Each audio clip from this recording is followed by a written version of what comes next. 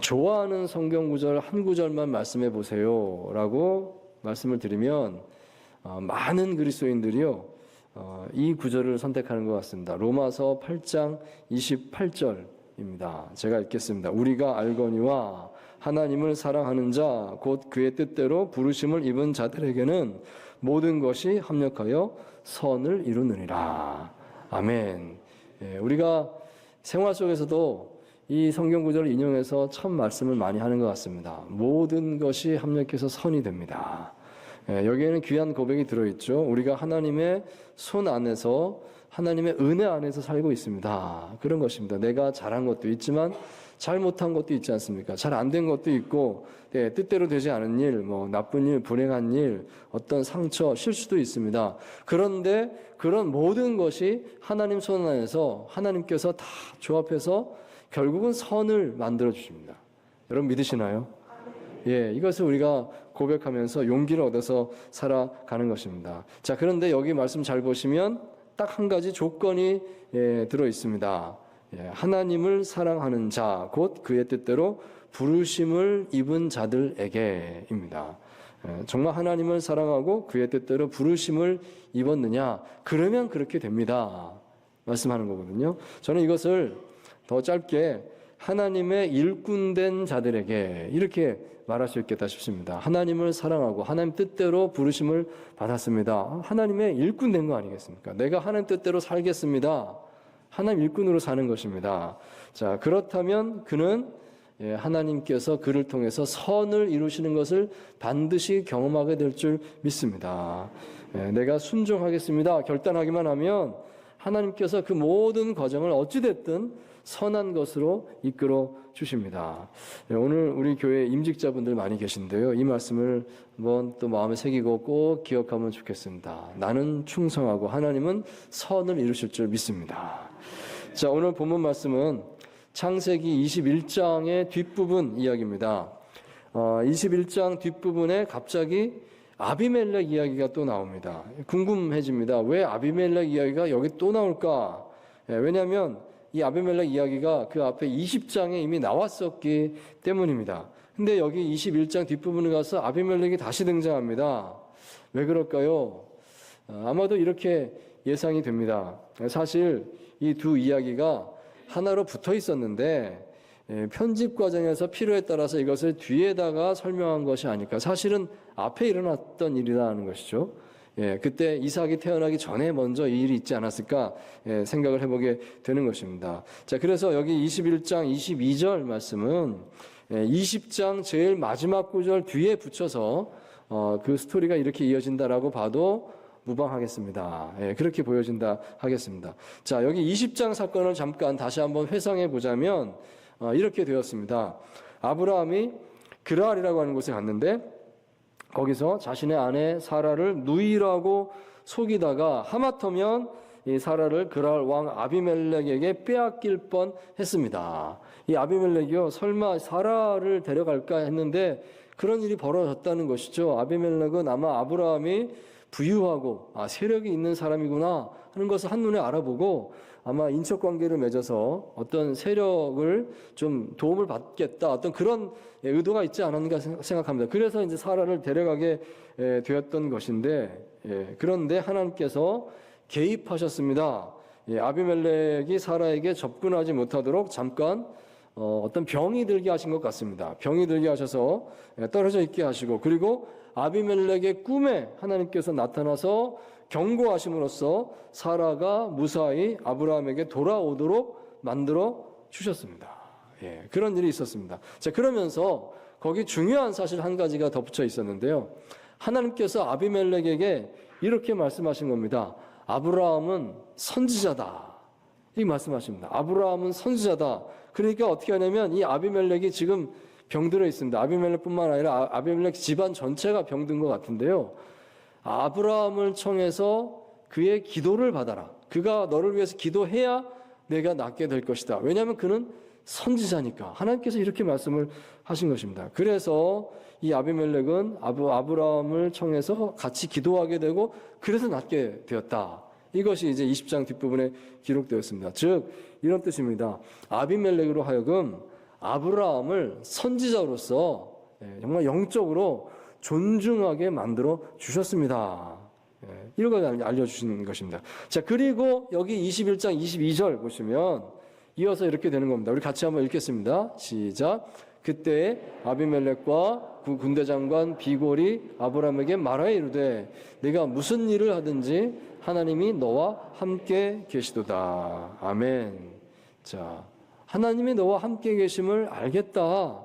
무슨 일을 하든지, 이 말이 이런 뜻인 것 같습니다. 아브라함이요, 자기 아내를 누이라고 속이다가 또 이 아비멜렉 왕에게 빼앗길 뻔했다가 하나님께서 꿈에 나타나셔서 도와주셔서 결국 다 찾긴 했지만 정말 부끄러운 사건 아니겠습니까?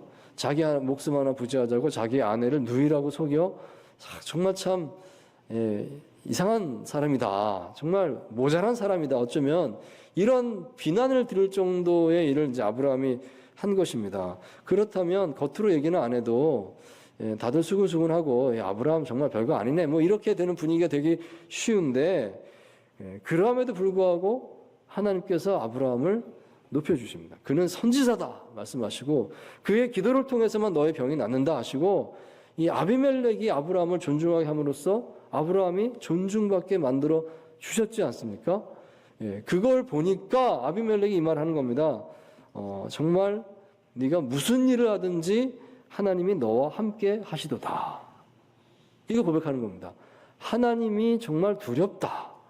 이 말입니다. 하나님이 정말 두렵다. 이 아브라함에게 내가 잘못 보이면 안 되겠구나. 이런 마음이 들었던 것이죠. 여기 21장 23절 보시면 그래서 이렇게 와서 말을 했다는 것입니다. 그런즉 너는 나와 내 아들과 내 손자에게 거짓되이 행하지 아니하기를 이제 여기서 하나님을 가리켜 내게 맹세하라. 내가 내게 후대한 대로 너도 나와 네가 머무는 이 땅에서 행하여 보이라. 이렇게 말을 했습니다. 즉 내가 너에게 선대했지 않느냐, 좋게 대했지 않느냐, 네 안에 살아도 내가 아니다 해서 바로 돌려주고 그러면서 또 여기 성경 기록에 보시면 은천개도 같이 주고 내가 잘해줬다 너한테. 그러니까 너도 나한테 그렇게 해라. 내 아들 내 손자 괴롭히지 않도록. 지금은 아니다라는 말을 하고 나중에 가서 또 괴롭히고 이런 일 생기지 않도록 정직해라. 이걸 이제 다짐을 받고 있다 하는 것입니다. 왜냐하면 아비멜렉은 아브라함을 두려워했던 것입니다. 무슨 일을 하든지 하나님이 그와 함께 하시니까 사실 아브라함을 두려워한 게 아니라 그 뒤에 계신 하나님을 두려워한 것이죠. 야, 이 아브라함은 대단한 사람이다. 저 뒤에 하나님이 함께 계신다. 내가 함부로 대할 수 없다. 두려움을 가진 것입니다. 그래서 아마도 아브라함 찾아오는데 군대 장관을 대동하고 같이 온 것입니다. 무서우니까 아마 그런 것이 아닐까. 와서 우리 집안을 건드리지 말아주세요. 이걸 좀 언약해 주십시오. 이렇게 와서 부탁을 한 것입니다. 자, 여러분 여기서 우리는 자연스럽게 이런 생각을 가져보게 되는 것입니다. 오늘날에도 하나님께서는 우리가 세상에서 아브라함처럼 선한 영향력 있는 존재가 되기를 바라시는 줄 믿습니다. 참으로 하나님께서 함께하는 사람이군요.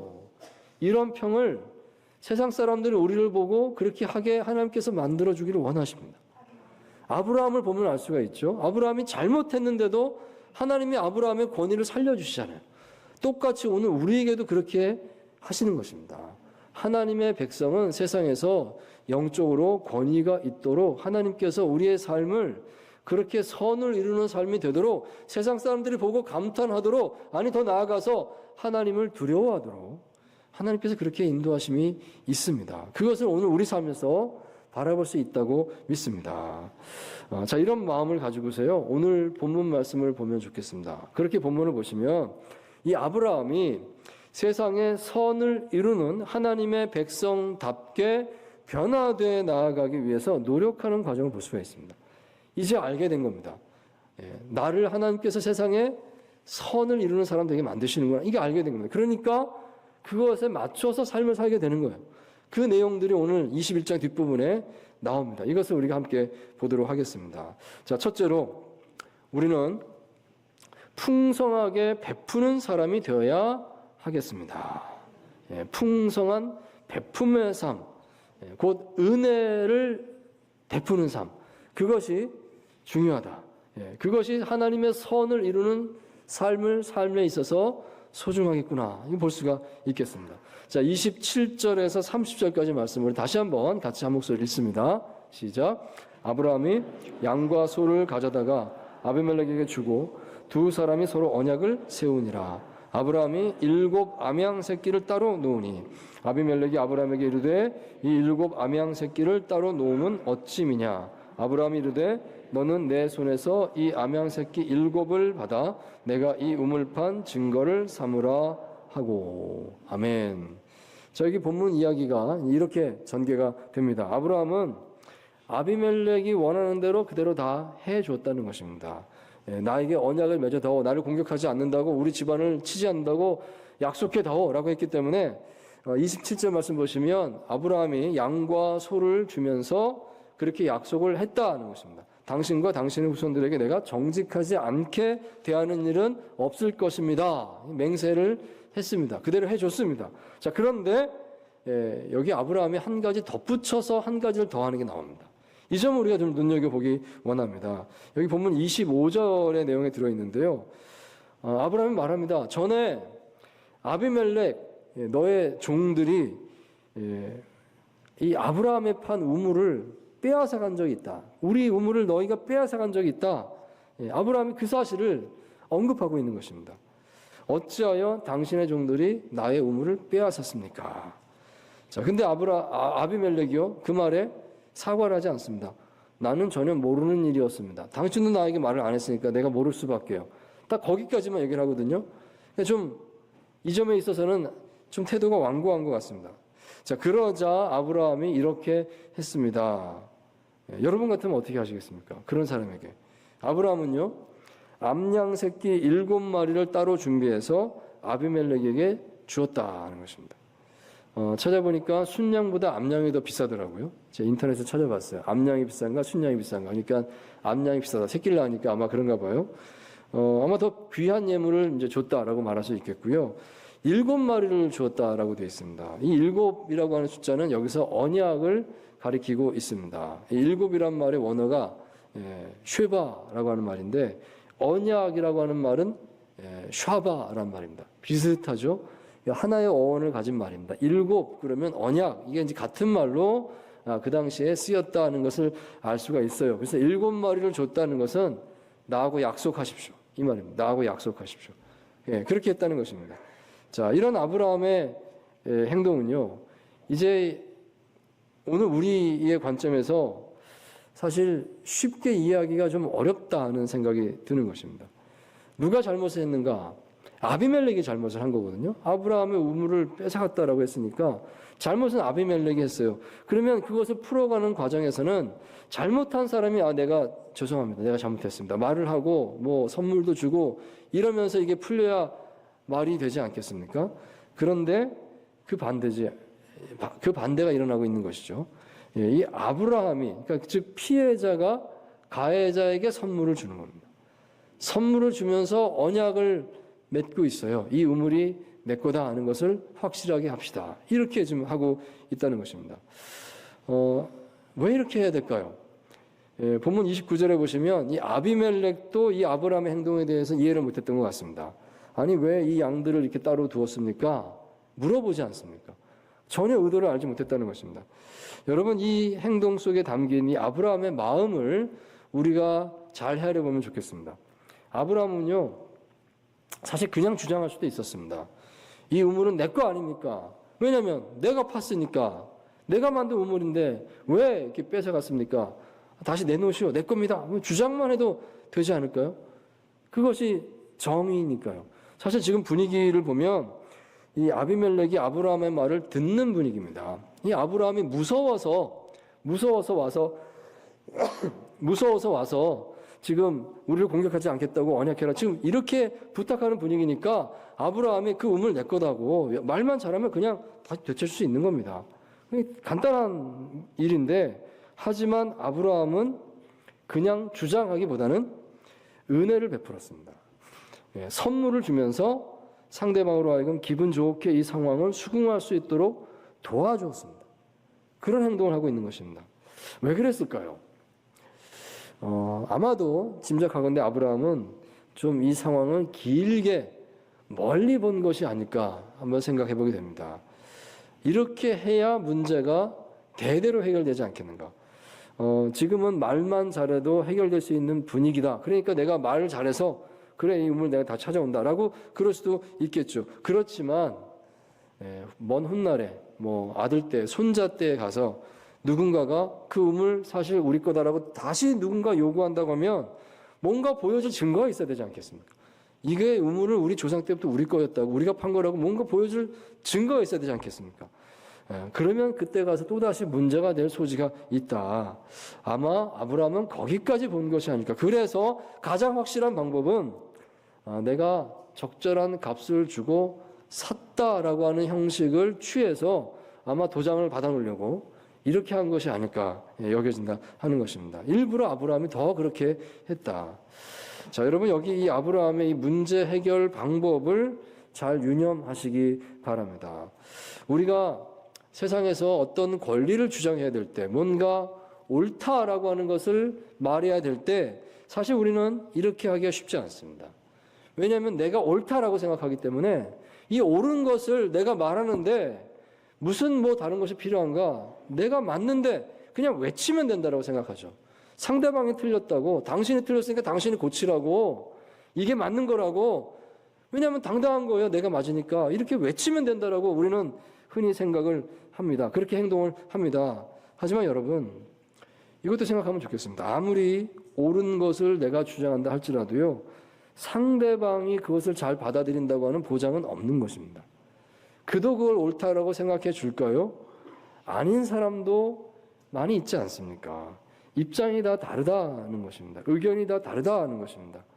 자, 그러므로 그것보다 더 우선적인 방법은 베푸는 것입니다.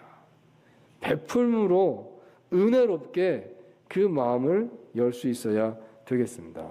아브라함은 그 방법을 쓰고 있습니다. 그것을 우리에게 보여주고 있습니다.